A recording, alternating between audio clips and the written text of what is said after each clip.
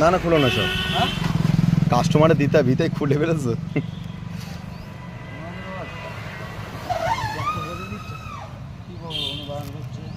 না না কিছু করতে হবে না, থাক। আমি নিজে ফ্লিপকার্টে সেলার, বুঝলে? হ্যাঁ বুঝতে পারছি, ওপেন বক্স ডেলিভারি রয়েছে এটা।